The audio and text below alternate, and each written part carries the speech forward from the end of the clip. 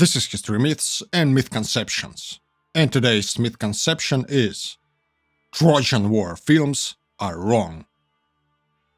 There were many movie adaptations of the Trojan War cycle, and quite often you can hear the audience complaining about the accuracy of interpretations of certain events and characters.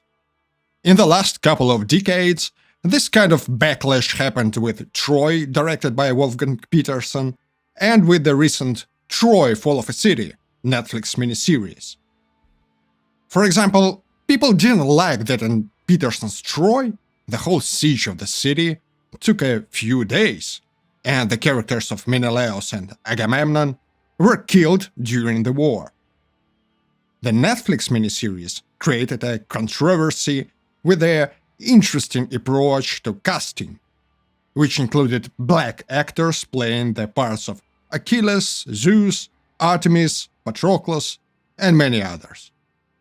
Here's one thing that a large percentage of the audience doesn't understand. Any film adaptation of the Trojan War cycle will inevitably venture into the territory of revisionism and will have to alter the source material quite significantly. Any adaptation will contradict one myth or another. Any adaptation will be unfaithful to the original, again, in one way or another. And that's normal. This is the process that was present even in the ancient Greek drama. It is not something new, and there is simply no other way to treat the original material. It is possible to discuss certain aspects and their representation in the movies. It's possible to discuss accuracy if the film is based strictly on one source, for example, on the Iliad. But it is never based on the Iliad alone, mostly because the Iliad covers only a tiny portion of the war, and filmmakers have to get additional information from other sources, especially if they think big. And most of the time, indeed, they think big. We're dealing with a mythological narrative, and a narrative that doesn't have a single source. There are versions. Some are more popular than others, some are relatively obscure, and they may contradict each other. There are even contradictions within the dominant version, so to speak. You know, the one that revolves around Homer, because there are other radical alterations, for example, the myth of the Phantom Helen. There's even a play by Euripides based on that version.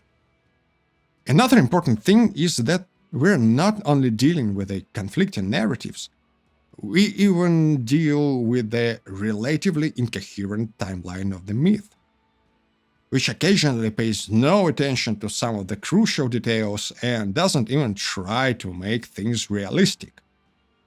All of this makes any film or stage adaptation a challenge.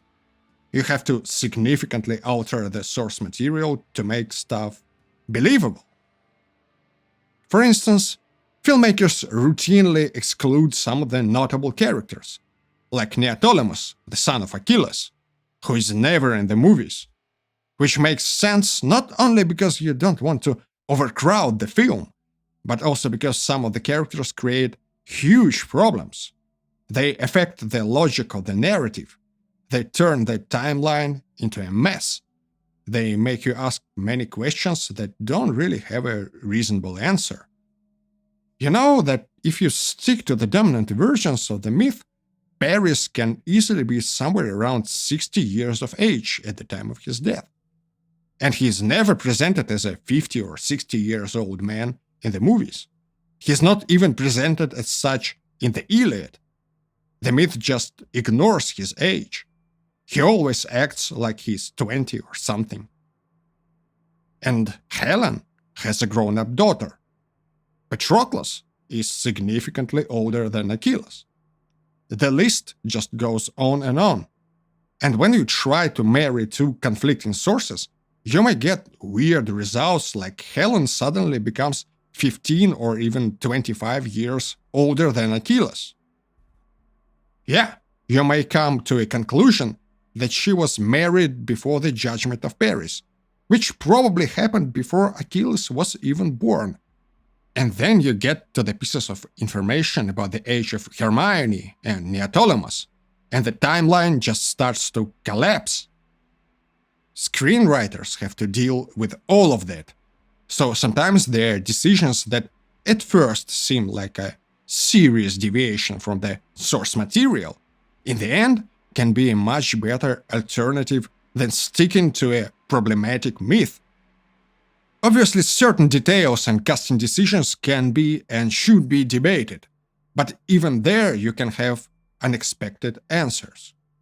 For example, it is true that you can't give any explanation, based on the Trojan War cycle myths, why Achilles should be portrayed by a black actor. You just can't. Any explanation will be based on the current political and social situation. And it is understandable why many people perceive this kind of casting decision as offensive. But what is interesting here is that you actually can make a reasonably strong case to back the decision of casting black actors as Greek gods, just purely on the grounds of Greek mythology and Greek religion, but not heroes. So, the next time you watch some movie adaptation of the Trojan War, just keep in mind that the formula of stick to the original and stop inventing stuff, goddammit, doesn't necessarily work here. The screenwriters are doing what they can, and quite often they find really good solutions to make the movie work.